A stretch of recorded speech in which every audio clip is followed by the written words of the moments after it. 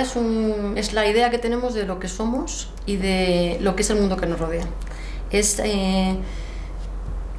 un conjunto de mecanismos que nos ayudan a hacernos una idea de lo que somos nosotros y cuál es nuestra posición en el mundo, que nos devuelve siempre la sensación de que estamos seguros y vamos a sobrevivir en el mundo. Así que la identidad cambia, porque dependiendo de cuál es tu grado de control tecnológico del mundo, tu grado de seguridad material real en el mundo, te vas a hacer una idea u otra de lo que eres y de lo que es el mundo. Así que no hay que despreciar o considerar que hay unas identidades que son más progresistas o progresivas que otras, que unas son más atrasadas que otras, porque la identidad siempre está generando la idea a la persona de que está segura en el mundo y que va a sobrevivir. Estos mecanismos de la identidad son de distinto tipo, o sea, consiste en términos profundos, estructurales, en hacernos distintas ideas de qué es el espacio, qué es el tiempo, pero en eso no vamos a entrar. Pero hay un mecanismo que es completamente imprescindible para que el ser humano se sienta seguro en el mundo, que es sentirse vinculado a un grupo de pertenencia. O sea, para que los mecanismos de la identidad funcionen, el ser humano tiene que sentirse parte de un grupo mayor. Porque si el ser humano se encontrara enfrentado al mundo solo, de manera aislada, se daría cuenta de que es completamente impotente frente al mundo, de que no puede hacerse cargo de la cantidad de fenómenos tan complejos como los que tiene el mundo. Así que solamente cuando se siente que es parte de una unidad mayor, por ejemplo, este es el mecanismo de las tribus urbanas, de las pandillas callejeras, ¿no? Que son chicos generalmente de familias desestructuradas, que solos, aisladamente, son muy inseguros, pero cuando están en una pandilla se sienten seguros, ¿no? Bueno, pues este es el mecanismo básico de la identidad. Solo cuando somos parte de un grupo de pertenencia se genera la idea de que estamos seguros y vamos a sobrevivir. Lo que pasa es que no todas las formas de identidad reconocen esa necesidad de pertenencia.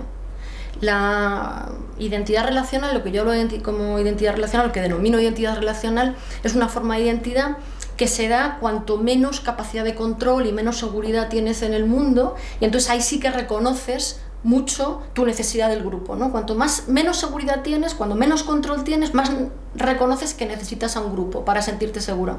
Pero cuando en la historia, ¿no? En el proceso histórico se ha ido generando control tecnológico, ciencia, etcétera, ya la gente ha empezado a estar segura de las condiciones, de que controlaba, se ha ido dejando de reconocer que se necesita el grupo.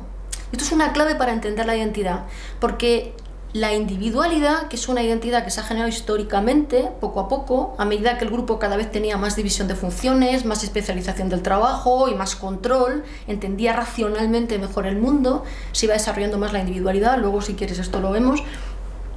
A medida que se desarrollaba, dejaba de reconocer que se necesitaba el grupo. O sea, la individualidad es la idea del yo y la idea del yo es una identidad en donde tú te puedes concebir a ti mismo de forma aislada. O sea, la individualidad no reconoce que tú, sin el grupo, no eres nada, no lo reconoce la individualidad. Pero no por el hecho de no reconocerlo, dejas de necesitar al grupo.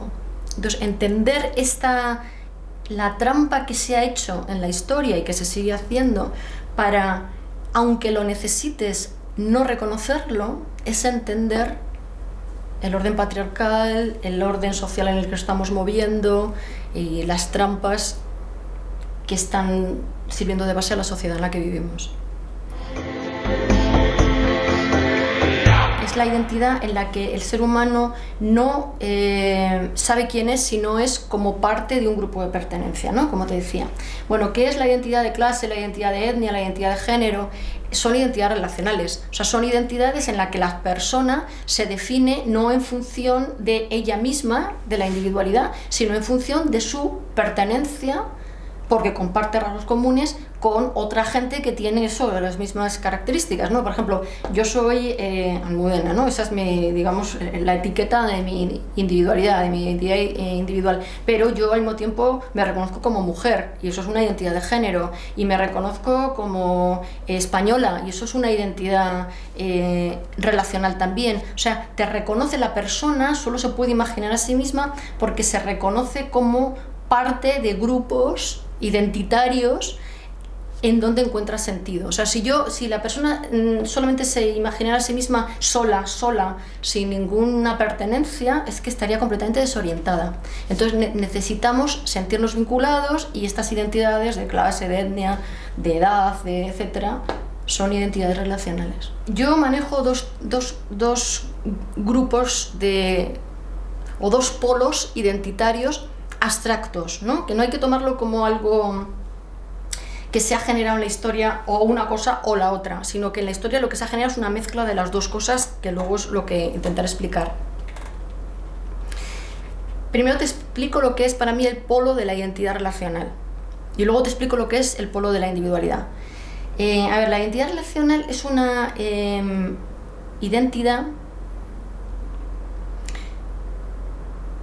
que se asocia a la impotencia, o sea, a la ausencia de control de las condiciones en las que vives, ¿no? Lo que te decía al principio, cuando tú no tienes control de las condiciones en las que vives, necesitas sentirte parte de una unidad mayor.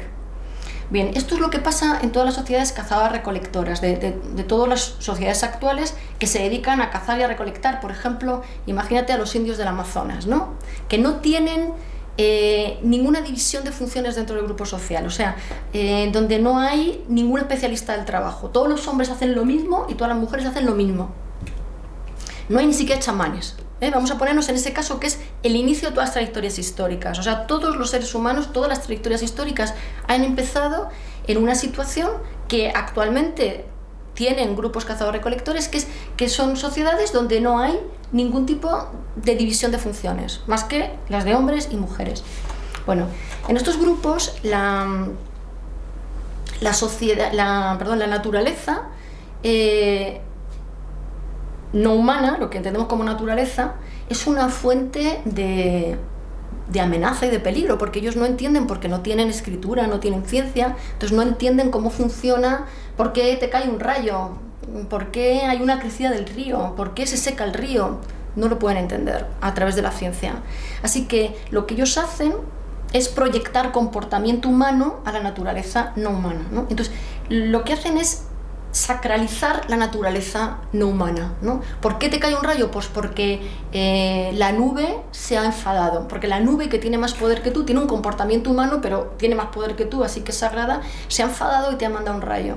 Entonces, el grupo, para defenderse o para sentirse protegido de esta naturaleza que no controla, lo que hace es que se vincula completamente entre sí.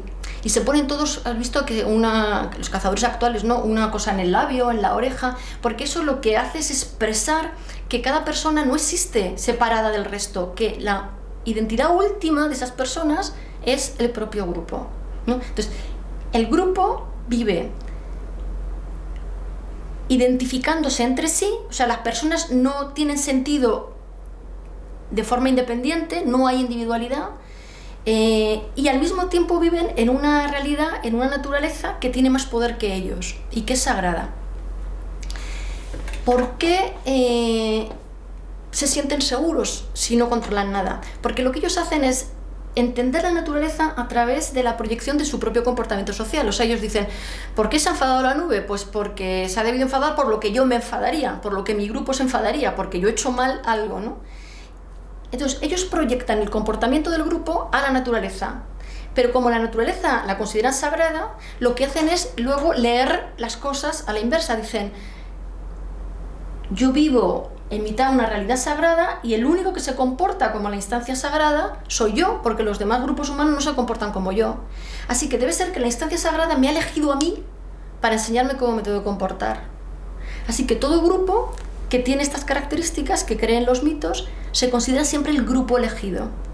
Y esto les da muchísima seguridad en sí mismos. O sea, todo grupo que cree en una instancia sagrada considera que la instancia la ha elegido a él para enseñarle cómo se tiene que comportar. Y le va a proteger al grupo siempre que mantenga la forma de vida que le enseñó. Entonces, esta forma de identidad no busca el cambio. Lo que quiere es la estabilidad, porque siente que va a estar protegida por la instancia sagrada mientras no cambie los preceptos de la instancia sagrada. Entonces, ellos rechazan el cambio. Claro, rechazan el cambio porque no controlan el mundo. Entonces, saben que sobreviven si las cosas permanecen como están. Si hay algo que cambia, a lo mejor ellos no sobreviven. Entonces, tienen mucho rechazo al cambio. que esto los antropólogos, los misioneros, todo esto han considerado muchas veces que estos grupos son perezosos, son vagos, son poco inteligentes porque no quieren cambiar. Pero no, es que la identidad relacional no quiere cambiar porque sabe que está segura. O sea, ten en cuenta que los mecanismos de la identidad lo que buscan es convencernos de que estamos seguros y vamos a sobrevivir. Entonces, cuando tú no controlas nada, sabes que sobrevives si las cosas no cambian, así que no buscas el cambio. Bueno, así que tenemos que la identidad relacional es una identidad donde tú no tienes sensación de que controlas tu mundo alrededor, donde hay una instancia que es la que te protege y tú te adaptas a sus deseos para sentir que estás protegido, tú cumples los deseos de la divinidad y así la divinidad te va a proteger.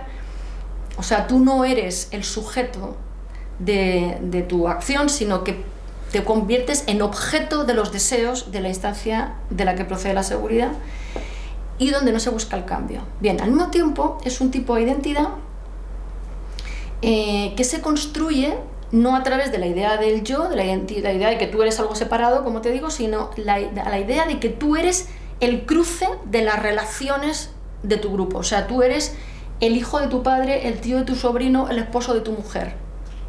¿Vale? Entonces, la identidad relacional es una identidad en la que si tú quitas las relaciones, la persona no sabe quién es. No sabe quién es.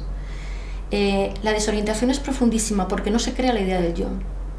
Bueno, lo que yo sostengo es que esta identidad, que sigue estando y yo he estudiado, porque yo he tenido proyectos, por ejemplo, con cazadores del Amazonas, precisamente para estudiar estas cosas, ¿no?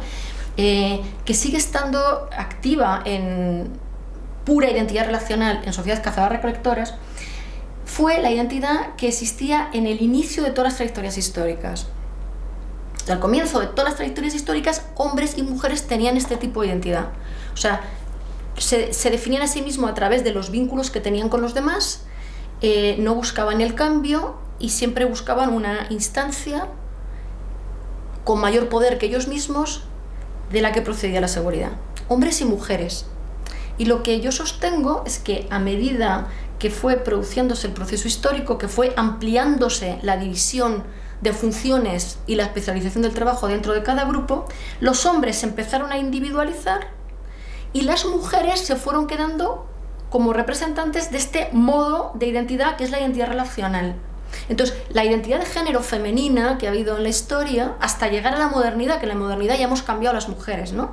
Pero hasta llegar a la modernidad, lo que llamamos identidad de género femenina es esta identidad relacional. Es una identidad donde las mujeres solo sabían quién eran por los vínculos que sostenían. O sea, yo soy la madre de mis hijos, la esposa de mi marido, la hija de mi padre, donde las actividades que hacían eran recurrentes y no buscaban el cambio, no todas las actividades domésticas, que haces lo mismo y no buscas el cambio, y donde el poder lo tiene una persona que es la que te protege, que lo que sucedió en la historia es que esa instancia protectora fue cada vez más combinada, digamos, entre la instancia sagrada y los hombres que se iban individualizando. Entonces las mujeres iban constituyendo el sujeto a los hombres mientras ellas iban quedando en posición de objeto. Luego te explico por qué sucedió esto, ¿no? Entonces, ¿qué es la identidad relacional? La identidad relacional es esa identidad que pone todo la idea de lo que eres en los vínculos que sostienes y en que hay alguien que te protege, digamos. A medida que la sociedad empieza a aumentar la división de funciones, entre otras cosas porque va aumentando la población en el proceso histórico, ¿no? En el Neolítico se dispara, empieza la agricultura. Nosotros los seres humanos tenemos un crecimiento demográfico imparable, ¿no? Imparable, o sea, desde que aparece el Homo, con los Homo habilis, los Homo erectus, etc., los seres humanos, o sea, los Homos, se fueron expandiendo hasta llenar el mundo, porque tenemos un crecimiento demográfico imparable, aunque lo queramos parar, ¿no? Hay un 0,0001 por mil o una cosa así, una cosa insignificante aparentemente, pero que ha hecho que el mundo se vaya llenando. Eso tiene que ver sin ninguna duda en lo que ha pasado en el proceso histórico. El caso es que tú eres cazador-recolector mientras puedes moverte y tienes caza y recolección, pero llega un momento en que, por un lado porque cambió el clima, por otro lado porque cada vez había más gente, la gente empezó a tener que aprovechar recursos cada vez menos móviles, más pequeños, hasta que empieza la agricultura. Entonces, cuando empieza la agricultura se empieza a disparar la población porque ya no se están moviendo, ya pueden tener más hijos, porque los hijos ayudan al cultivo, etc. Y por otra parte empieza a darse cada vez más división de funciones dentro del grupo, porque va a empezar las labores de tejido, cuando empieza la agricultura intensiva de regadío, etcétera, va a empezar también los intercambios comerciales, y van a empezar las actividades más granjeras especializadas. Entonces ya va a haber gente que haga cosas distintas dentro del grupo social. Esta gente que va a hacer cosas diferentes van a ser umbres, según revela el registro arqueológico, ¿no? Esto también tiene una explicación, yo creo, porque van a ser los hombres, pero nos saca del argumento. Así que, si os interesa, lo explicamos después, pero nos sacaría del argumento. La cosa es que al principio son todo identidades relacionales y poco a poco, los hombres empiezan a tener funciones especializadas dentro del grupo. Así que al empezar a tener funciones diferenciadas, empiezan también a sentir que son en algo diferentes al resto del grupo. Empieza a abrirse la sensación de diferencia. Esa sensación es la de la individualidad. Norbert Elias, que es un sociólogo que yo admiro mucho, aunque hay que filtrarle mucho porque es muy evolucionista y muy eurocéntrico y por supuesto machista, pero a mí me parece una revelación. Norbert Elias habla de la individualidad. Para explicar la individualidad se viene a lo que es la modernidad, ¿no? Que la modernidad es el estado de cultura donde más se desarrolla la individualidad, ¿no? Entonces lo que te voy a contar ahora, lo decía Norbert Elias, dice, bueno, ¿qué es lo que pasa en el proceso histórico? En el proceso histórico lo que sucedió es que la gente fue, a medida que la sociedad tenía funciones cada vez más diferenciadas, pues se fue necesitando acostumbrar a relacionarse con gente con la que a lo mejor no tenía mayor contacto personal, hasta que esto ha ido creciendo hasta que estamos ahora en la modernidad, donde nos tenemos que relacionar a lo largo del día con un montón de gente con la que no nos unen vínculos emocionales, ¿no? O sea, tú has venido hasta aquí y a lo mejor has tenido que coger el autobús o el metro y te has metido en el autobús y a lo mejor has saludado al conductor, pero tú no tienes mayor relación con este conductor, ni con las personas que se sientan a tu lado en el autobús, eres alumno y vas a una universidad y estás en la clase con compañeros que a veces son amigos y a veces no lo son, y con profesores a los que apenas conoces, y vas a comprar el pan y ves a más gente. No, o sea, a medida que la sociedad tiene más funciones, la gente se tiene que acostumbrar a relacionarse con gente que está cada vez en niveles diferentes. Así que nos vamos acostumbrando a expresar en medidas distintas las emociones con esas personas. O sea, tú a lo mejor sales de casa y en tu casa tienes una comunicación emocional estupenda con tus padres o con tu pareja y les expresas todas tus emociones, o a lo mejor no. A lo mejor con quien expresas todas tus emociones es con tu amigo o amiga íntima, y vas a clase y tienes amigos o colegas con los que hablas y tienes un tipo de comunicación emocional, pero no les cuentas todo lo que te pasa. Entonces dice Norbert Elias, en el proceso histórico lo que sucedió es que nos tuvimos que ir relacionando cada vez con más gente en niveles más distintos, así que nos fuimos acostumbrando a calcular de forma automática cuál era la emoción que expresábamos en cada momento. Así que se fue abriendo la idea de que lo que realmente somos está contenido en nuestro interior, y eso solo se lo contamos en medidas diferentes a la gente que tenemos a nuestro alrededor. Se fue abriendo la idea de que lo que realmente somos, todo lo que sentimos, está guardado en una instancia interna que es el yo. Es decir, a medida que la sociedad se va multiplicando, se va haciendo más compleja, se va abriendo la idea del yo, es decir, la individualidad. Esto ocurre paralelamente al hecho de que a medida que la sociedad es más compleja, cada vez se controla más el mundo exterior y se puede explicar mejor las causas, ¿no?, que hacen que sus dinámicas funcionen. O sea, a medida que tú tienes más división de funciones, puedes entender, tú te sientes cada vez más aislado, pero al mismo tiempo estás entendiendo mejor el mundo que te rodea. Así que la individualidad se fue asociando paralelamente al aumento de la explicación racional del mundo. Y lo que te da seguridad en la individualidad ya no es el estar en un grupo de pertenencia y tener a alguien que te protege. Lo que te da seguridad en la individualidad es el entender racionalmente por qué se producen los fenómenos a tu alrededor, por qué cae el rayo de la nube. Y se va abriendo la ciencia y toda la explicación racional del mundo. Entonces, la individualidad es una forma de identidad que ha ido creciendo históricamente y que está basada en unas pautas que son opuestas a la identidad relacional, porque en la individualidad sí que se busca el cambio, porque te das cuenta de que cuanto mayor explicación del mundo tienes y más control tecnológico, más segura estás. Entonces, en la individualidad, el cambio es la clave de la seguridad. Pero tú fíjate que solamente en el siglo XVII, solo en el siglo XVII, el concepto de individuo se identifica con el concepto de persona.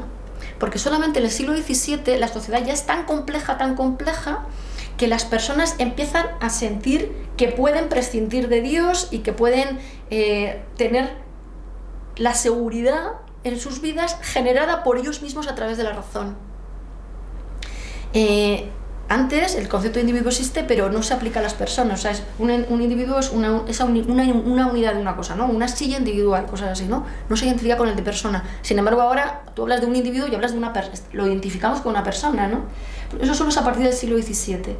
Y esto va aumentando, y en el siglo XIX cambia todo el discurso que hay en nuestra sociedad y empieza a establecerse que lo que nos da seguridad es el cambio.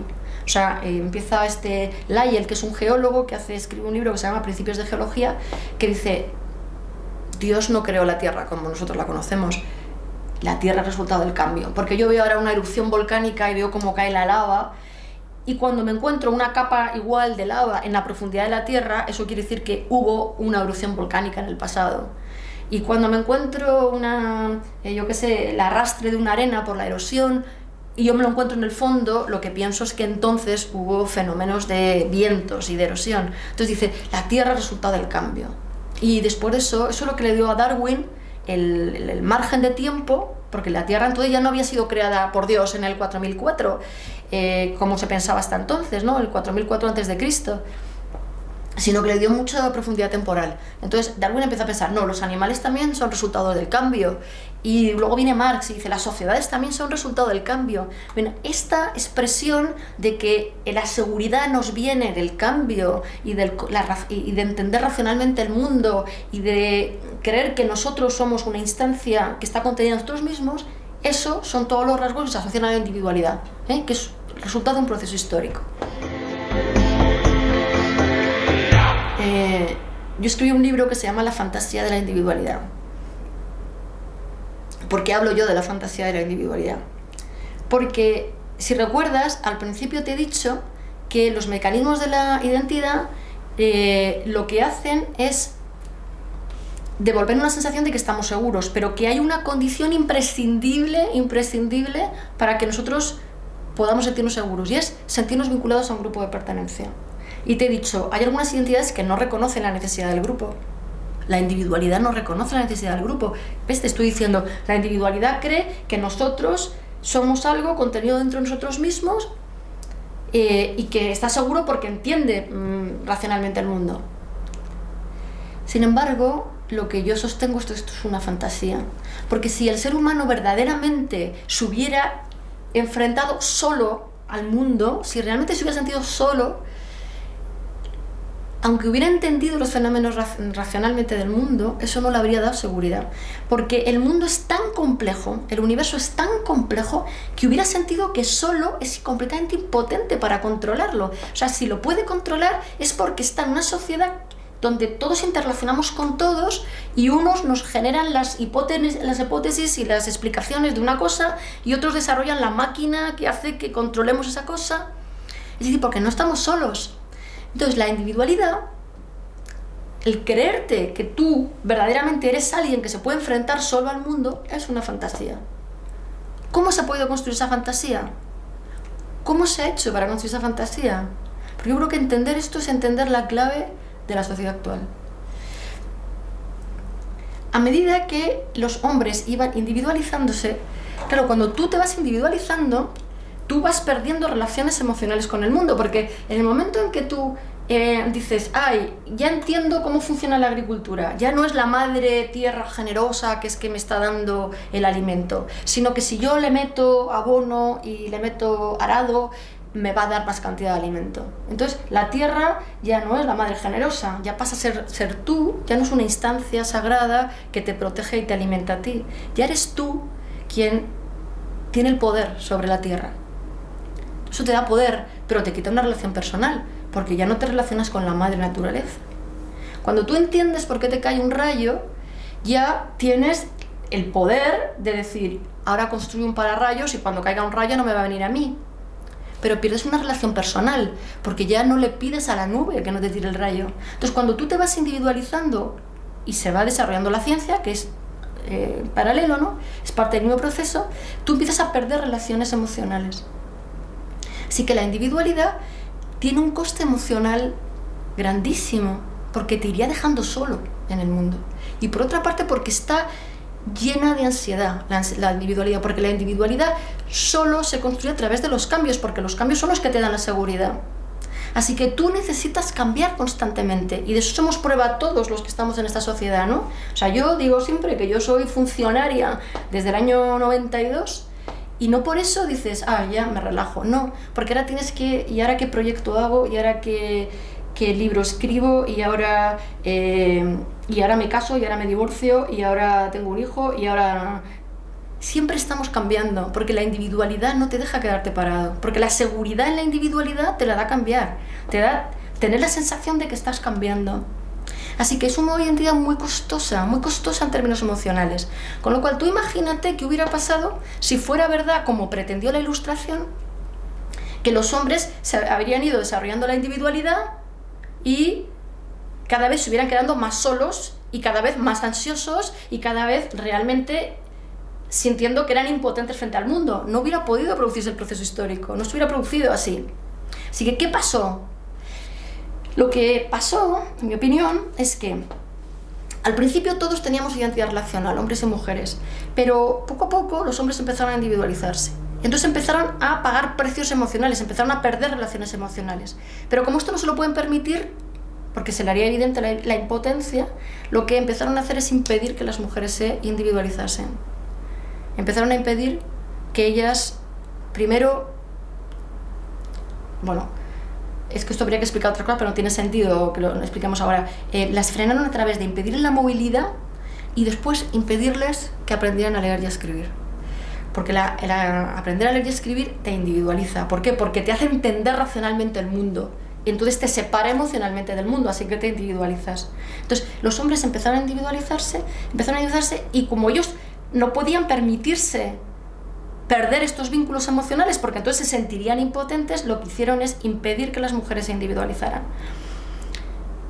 Así que cada vez en la historia los hombres estaban más individualizados y las mujeres seguían con la misma identidad relacional que todos tenían al principio. Entonces las mujeres necesitaban tener una instancia protectora, que iban siendo los hombres, además de la instancia sagrada, y ellas construían su identidad a través de los vínculos.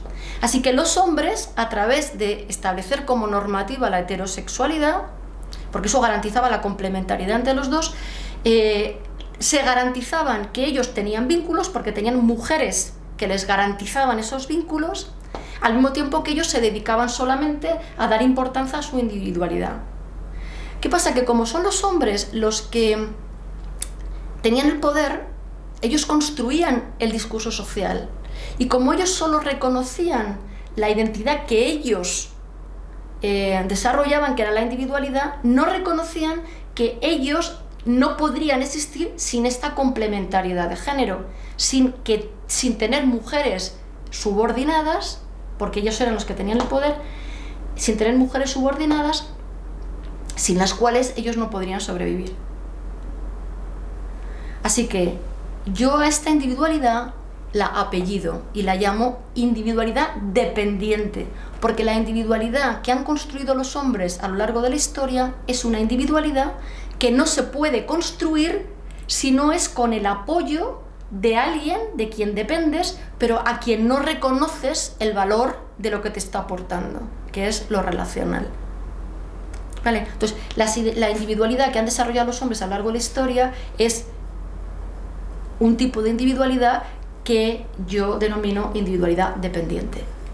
Tenemos que al principio todos tenemos identidad relacional, poco a poco los hombres se van individualizando y lo que van haciendo es reconociendo solo los rasgos que tienen que ver con su individualidad, dando importancia a todo lo que tiene que ver con el cambio, la tecnología, la razón, el yo, y no dando importancia a lo que tiene que ver con la identidad relacional. Y sin embargo, eso les es imprescindible. Así que cuanto menos cultivan estos hombres la identidad relacional, menos energía ponen y tiempo y dedicación a cultivar sus vínculos y sus emociones, más van a necesitar a alguien que se los cubra. O sea, cuanto más necesitan a alguien que se los cubra, menos importancia le van a dar a eso en su propia vida. Entonces, digamos, cuanto más lo necesitan, más lo desprecian.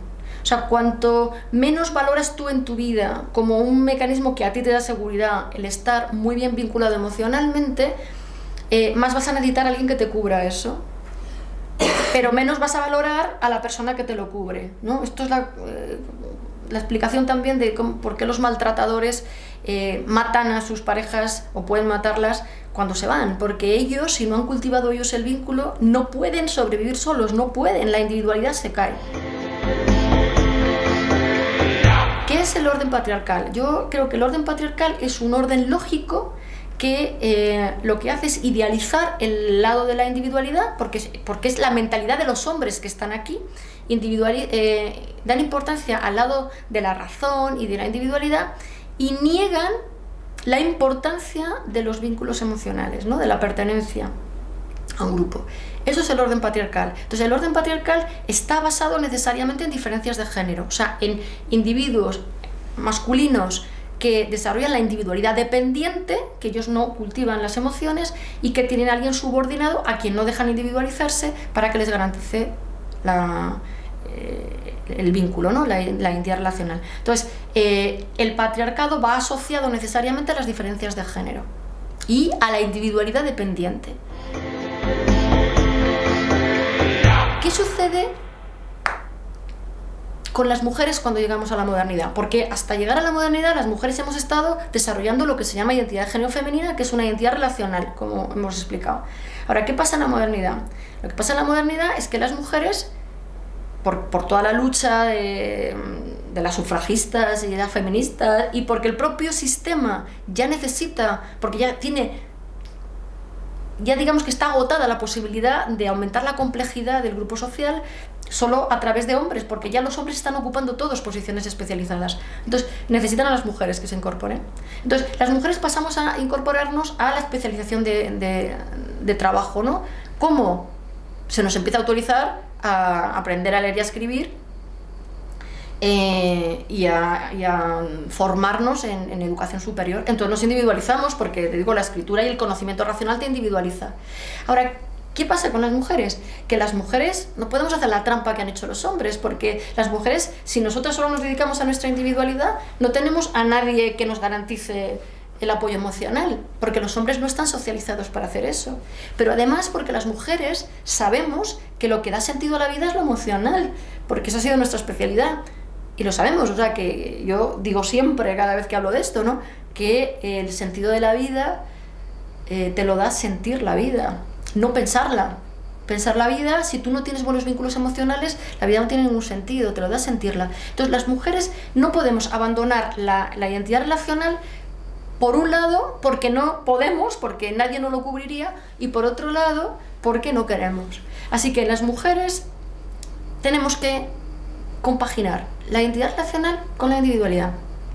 Así que nosotros tenemos una forma de individualidad que es diferente, porque nosotras lo que estamos haciendo es reconocer la importancia de la individualidad, del yo, de la razón y del cambio, pero reconocerla también a los vínculos, a la estabilidad, a la comunidad, etc.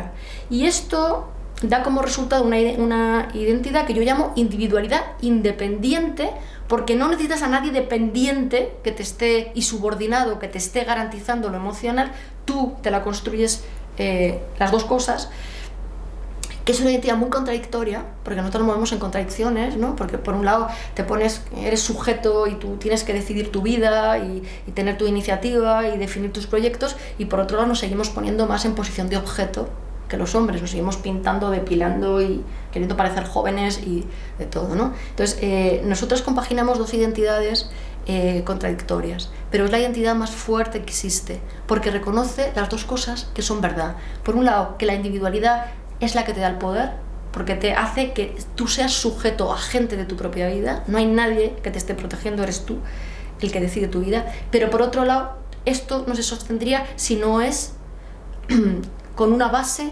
relacional, de vínculo, en la que hay que poner energía y a la que hay que dedicar atención, ¿no? Entonces, por eso yo hablo ahí de individualidad independiente.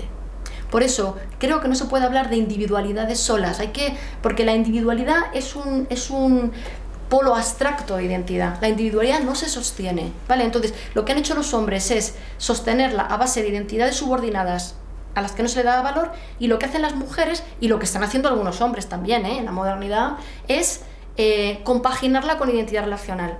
Pero tú no puedes olvidarte de la identidad relacional, ¿vale? Por eso creo que no conviene hablar de identidad relacional e individualidad como dos polos así, como dos identidades que existen por sí misma. La identidad relacional sí puede existir por sí misma en los cazadores-recolectores, pero solamente ahí.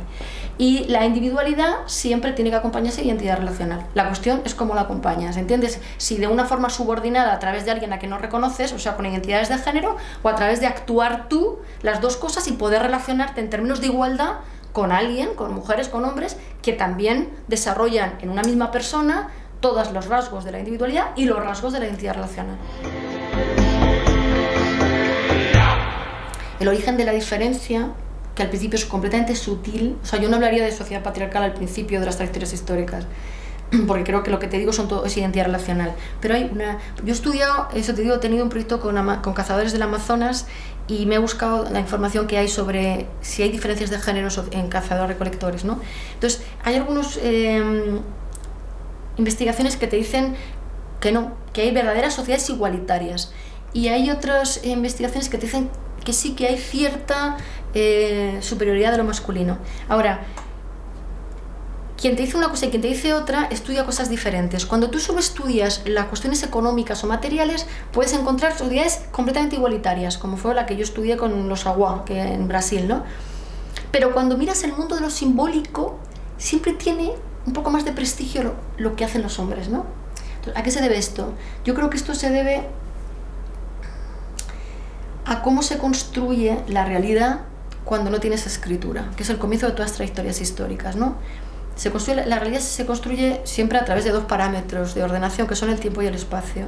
Entonces, lo que te hace el espacio es elegir referencias fijas, ¿no?, de acuerdo a las cuales ordenar un mundo de fenómenos desordenados, ¿no? Entonces tú dices, esto sucedió más acá, más allá de esto, más cerca o más lejos de este río, detrás de la montaña, ¿no? Eliges referencias fijas y ordenas la realidad.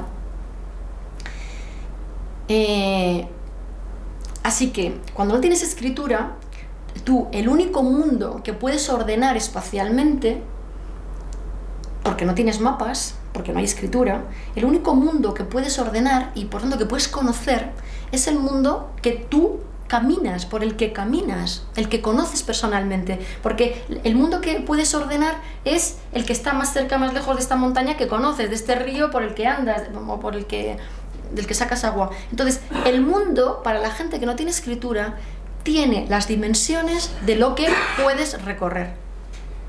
El mundo, para la gente que no tiene escritura, tiene las dimensiones de lo que puedes recorrer. Lo que no puedes recorrer no existe. O sea, para un cazador Awa de Brasil, Brasil no existe. Solo conocen el terreno donde ellos cazan.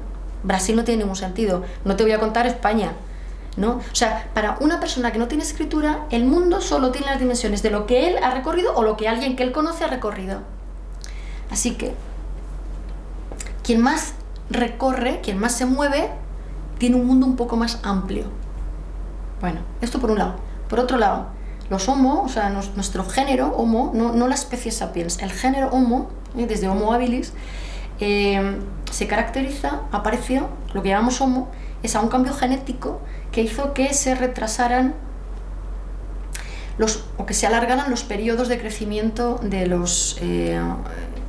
del ser humano. O sea, que empezara a haber periodos más largos de vida fetal, vida infantil, vida juvenil, que respecto a los ancestros, ¿no?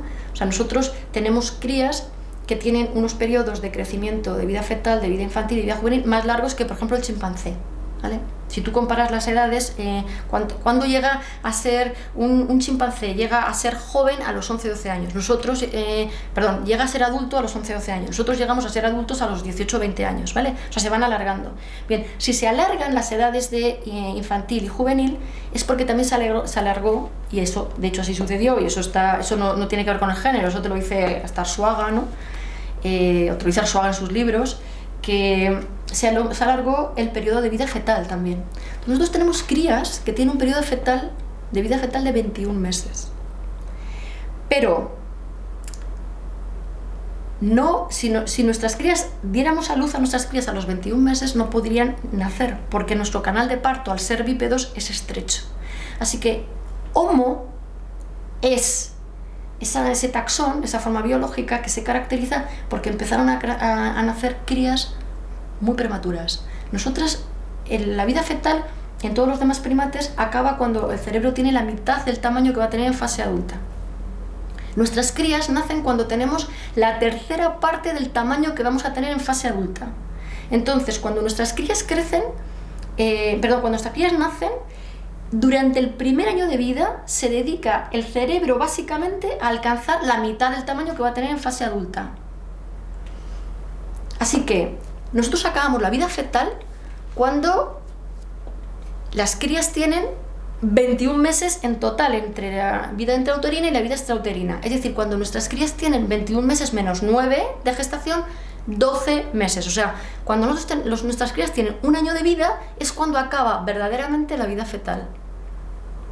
O sea, nosotros tenemos las crías más dependientes y más frágiles que existen en toda la naturaleza, porque durante el primer año de vida están en vida fetal. No en periodo de crecimiento infantil, sino en periodo de crecimiento fetal. O sea, que todo el organismo se está dedicando básicamente a que el cerebro crezca hasta alcanzar la mitad del tamaño adulto. Vale, entonces nosotros tenemos unos homos y homo sapiens que tenían crías extremadamente prematuras y el grupo se tuvo que reorganizar para que estas crías tan frágiles sobrevivieran. Entonces, hay prueba de que Homo, desde el principio, cazaba caza mayor. Hay pruebas de eso. Todos los paleolitistas del Paleolítico inferior te demuestran que hay pruebas de caza mayor. ¿Quién realizaría las actividades? Y también hay, en todos los cazadores-recolectores actuales, hay una distribución de funciones entre hembras y machos. Y en todas las sociedades de cazadores actuales, en todas, los machos son los que realizan las actividades que más riesgo o movilidad implican, porque la movilidad es un riesgo para las crías. Entonces, lo que se ve en todas las sociedades actuales de cazadores es que los machos van a realizar las tareas más arriesgadas y que son los que se mueven más. O sea, los que van a cazar caza mayor son los machos.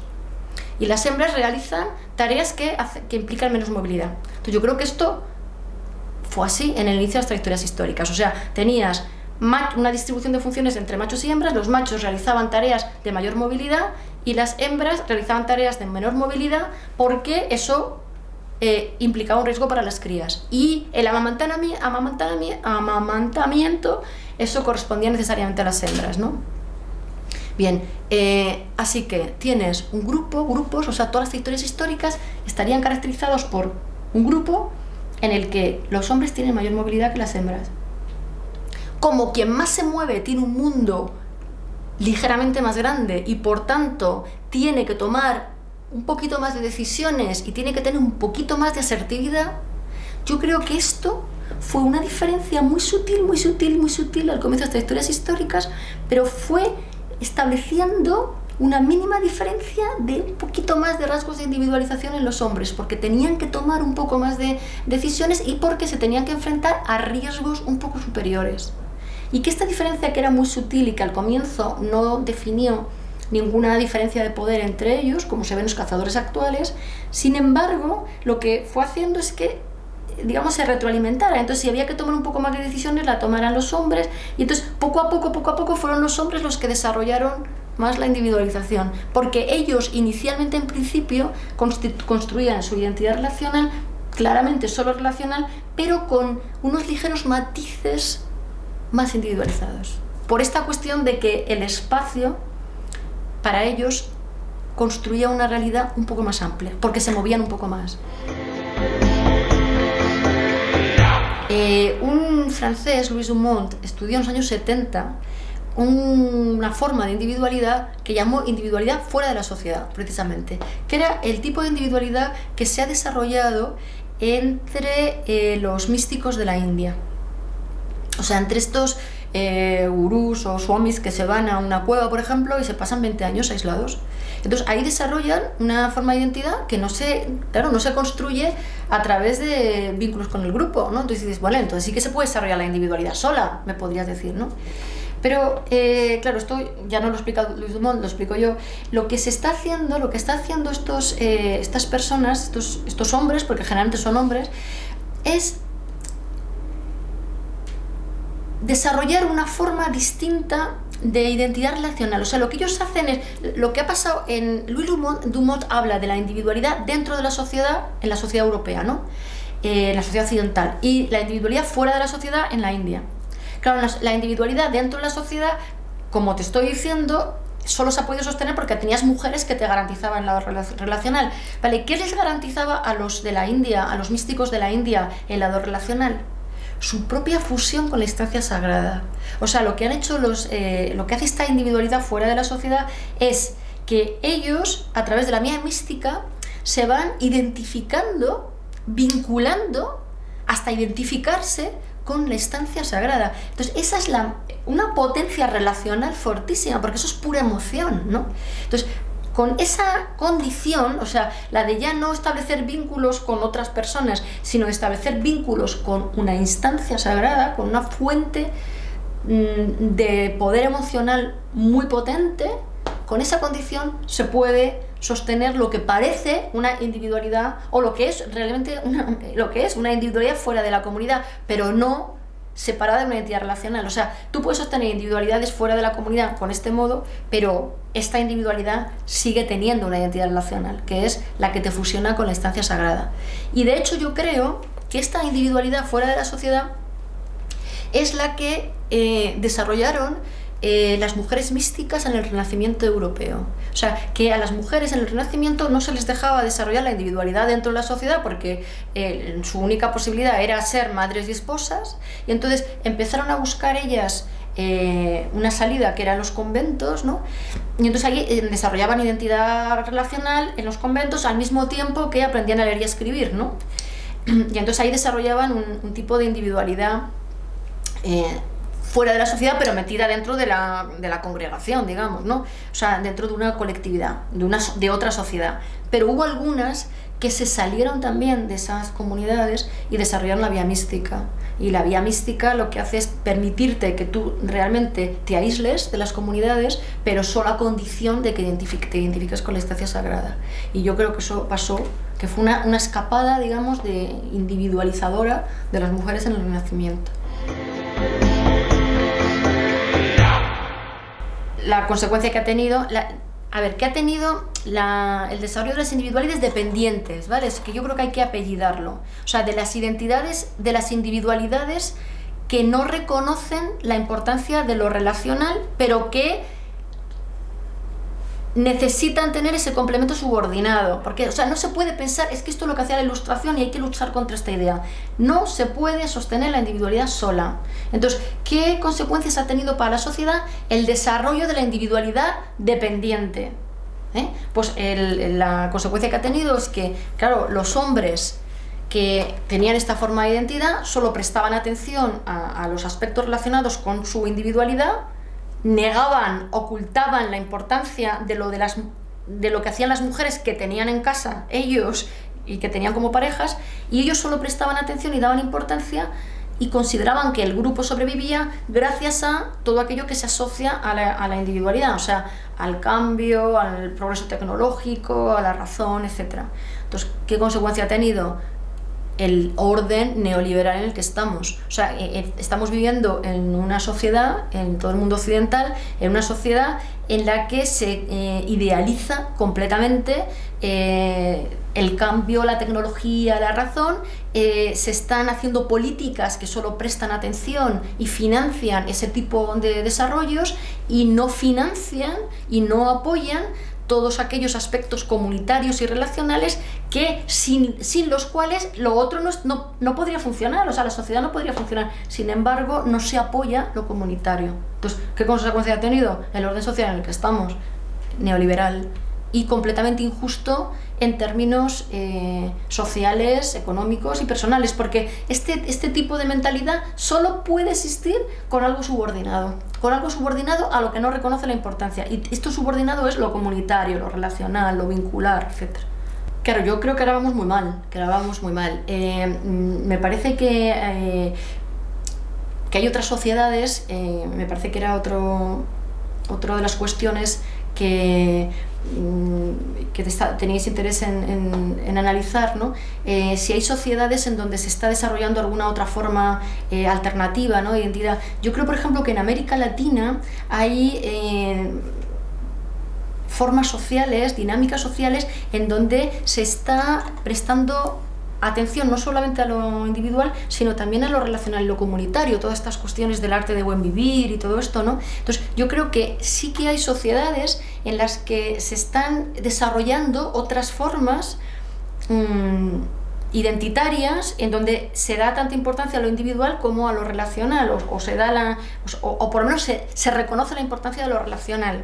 Y yo creo que esas son sociedades más sanas. Entonces, ¿a dónde vamos con la dirección que tiene Europa en este momento y Estados Unidos? Yo creo que vamos a una sociedad enferma, porque una sociedad que no reconoce la importancia de lo comunitario y lo relacional, a pesar de que lo necesita, pues se está enfermando. O sea, cada vez tenemos mayores índices de depresión, de ansiedad, cada vez estamos más medicados, porque es una sociedad que tiene éxito en la tecnología y en lo científico, pero que tiene un nivel de fracaso muy grande en lo emocional. O sea, las personas en este mundo occidental cada vez tienen más sensación de soledad y más problema con el establecimiento de sus vínculos, porque todo el discurso social es que lo que hay que premiar es el éxito en el trabajo, el cambio, y no que hay que premiar y hay que valorar lo que te estabiliza, lo que vale, no te da el éxito, pero te da salud mental y te da verdadero sentido de la humanidad. O sea, yo creo que el patriarcado no necesariamente es capitalista, o sea, porque todo el patriarcado se inicia desde que aparecen los jefes, las jefaturas, en el 2500 a.C., y el capitalismo es un desarrollo muy posterior. O sea, hay patriarcado sin capitalismo, pero no hay capitalismo sin patriarcado. O sea, creo que el capitalismo es una forma económica y social inherentemente patriarcal, porque está regida por la lógica patriarcal, por esta lógica de la individualidad dependiente.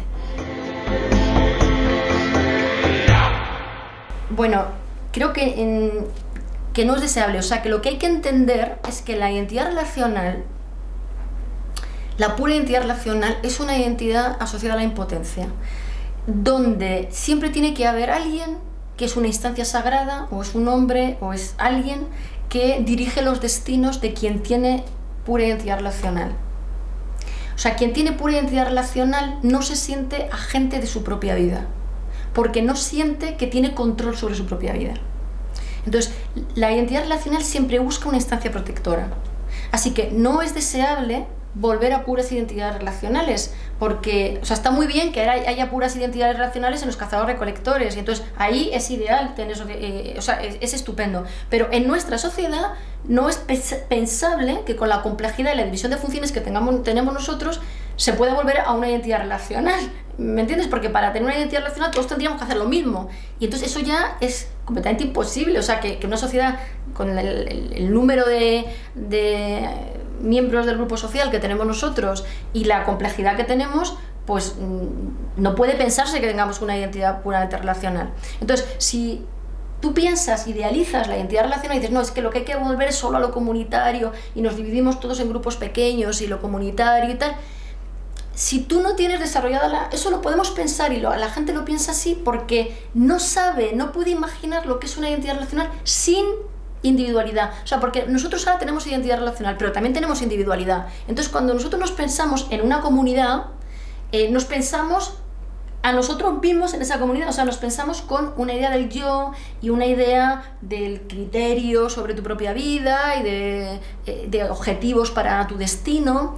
Nos pensamos con individualidad. Pero si tú quitas la individualidad, tienes a un grupo que necesita que alguien le señale el destino. Y eso no es deseable. Entonces, ¿qué es lo deseable para mí? ¿Qué es lo deseable? Lo deseable es... O sea, porque también, se está como demonizando la individualidad e idealizando a la identidad relacional en algunos contextos alternativos, ¿no? O sea, que dices, vale, el capitalismo es pura individualidad dependiente, así lo que yo quiero hacer para transformar mi sociedad es volver a la identidad relacional, porque la individualidad es el foco de todos los males, el egoísmo, pero esto no es verdad. O sea, la individualidad es la identidad de la potencia. Lo único es que no puede olvidar la necesidad de la identidad relacional. Pero si tú quieres definir tu propio destino, tienes que saber qué deseas, tienes que saber qué quieres, y eso solo te lo da el tener desarrollada la individualidad. Entonces, lo deseable para mí es tener desarrollado en cierta medida la individualidad y tener muy desarrollada la identidad relacional, las dos, lo que yo llamo individualidad independiente, ¿no?